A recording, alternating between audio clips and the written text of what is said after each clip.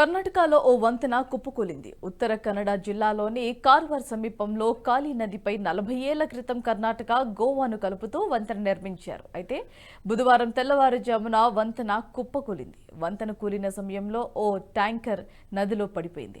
Tanker పైభాగంలో కూర్చొని ఉన్న డ్రైవర్ను గమనించిన మత్స్యకారులు అతన్ని ఒడ్డుకు చేర్చి ఆసుపత్రికి తరలించారు.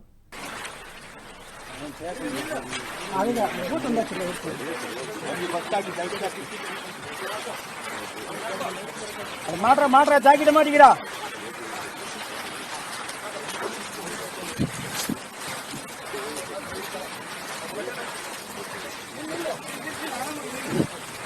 ತಮಿಳು ಅವರು